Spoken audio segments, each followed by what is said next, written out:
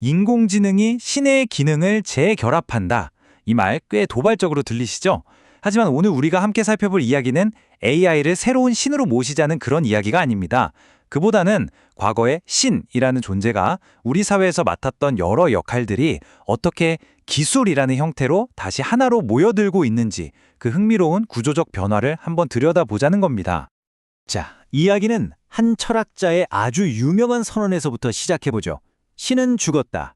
니체의 말은 단순히 신이 존재하지 않는다는 뜻이 아니었죠. 인간이 이제 이성의 힘으로 스스로의 주인이 되겠다는 근대 사회의 시작을 알리는 선언과도 같았습니다. 그런데 이 위대한 선언에는 한 가지 빠진 부분이 있었습니다. 신이라는 존재는 철학의 영역에서 사라졌을지 몰라도 그가 사회를 위해 수행하던 수많은 기능들은 사라지지 않고 그대로 남았다는 점입니다. 인간은 여전히 그 기능들을 필요로 했거든요. 그렇다면 질문은 명확해집니다. 신이 떠나버린 그 빈자리, 신이 맡았던 그 수많은 기능들은 대체 어디로 갔을까요? 바로 이 질문이 오늘 이야기의 가장 핵심적인 부분입니다. 첫 번째 장, 신의 빈자리입니다. 신이 사라진 뒤 우리 사회에는 어떤 거대한 공백이 남게 되었는지 먼저 살펴보겠습니다. 인간은 신이 더 이상 필요 없다고 선언했지만 이건 뭐랄까 절반짜리 선언이었습니다. 왜냐하면 신이라는 존재를 부정하는 것과 신이 채워주던 우리 사회의 근본적인 필요를 해결하는 건 전혀 다른 차원의 문제였기 때문이죠. 보시는 것처럼 인간 사회는 여전히 미래에 대한 안내가 필요했고 옳고 그름을 판단할 기준이 필요했습니다. 또 선택의 근거, 세계 질서에 대한 설명, 그리고 불확실성이라는 불안감으로부터 우리를 지켜줄 완충장치 같은 것들이 절실했죠. 결국 신의 직무 자체는 사라지지 않은 셈입니다. 두 번째 장으로 넘어가 보겠습니다. 근대 사회는 신이 남기고 간 이 기능들을 과연 어떻게 처리했을까요? 그 해답은 바로 분업이었습니다. 신의 기능들을 잘게 쪼개서 나누어 가진 거죠. 여기서 아주 중요한 개념이 하나 나옵니다. 바로 기능으로서의 신이라는 개념인데요. 사회학적인 관점에서 보면 신의 핵심적인 역할은 어떤 인격적인 존재라기보다는 사회 통합을 유지하는 데 꼭 필요한 기능들의 집합체였다는 분석입니다. 그러니까 전통 사회에서 신이 맡았던 업무를 정리해보면 크게 이렇게 5가지로 볼 수 있습니다. 미래를 예측하고 선과 악을 판단하며 사회의 질서를 유지하고 일어나는 사건들의 의미를 부여하고 공동체의 행동 방향을 조직하는 것. 바로 이 5가지였죠. 근대 사회는 이 기능들을 없애지 않았습니다. 대신 이 거대한 기능 묶음을 해체, 다시 말해 언번들링해서 사회 곳곳의 다른 전문기관들에게 넘겨주었습니다. 일종의 업무 이관이 이루어진 셈이죠. 자, 이 표를 보시면 그 과정이 한눈에 들어옵니다. 굉장히 흥미롭지 않나요?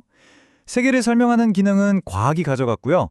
판단과 규범은 법과 제도에게, 선택의 조정은 시장에게, 질서 유지는 국가에게, 그리고 마지막으로 의미 부여는 이데올로기에게 각각 넘어갔습니다. 신의 직무가 거대한 분업체계로 완벽하게 재편된 겁니다. 이제 세 번째 장, 오늘 이야기의 하이라이트입니다.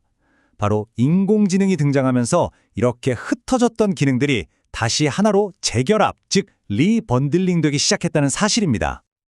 핵심은 이겁니다. 한때 과학, 법, 시장, 국가로 뿔뿔이 흩어졌던 신의 기능들이 이제는 인공지능이라는 단 하나의 기술축을 중심으로 무서운 속도로 다시 모여들고 있다는 것. 이것이 바로 지금 우리 눈앞에서 벌어지고 있는 거대한 변화입니다. 여기서 중요한 오해 하나를 바로잡고 가야 합니다. AI가 어떤 초월적인 존재가 되어서 신의 자리에 앉는다는 상상은 현실과 다릅니다. AI는 의식이나 목적을 가진 존재가 아니죠. 그 대신 아주 실용적인 도구로서 과거 신이 차지했던 기능의 슬롯을 하나씩 대체하고 있을 뿐입니다. 이 표를 보시면 그 대응 관계가 정말 놀라울 정도로 선명하게 보입니다. 고대의 신탁은 현대의 예측 분석 기술로, 신의 심판은 리스크 평가로, 길안내는 추천 시스템으로, 우주적 질서는 알고리즘 질서로, 그리고 공동체 조직화는 행동 설계로 정확하게 이어지고 있죠. 네 번째 장입니다. 그런데 우리는 왜 이렇게까지 기술의 과거 신의 역할을 맡기려고 하는 걸까요?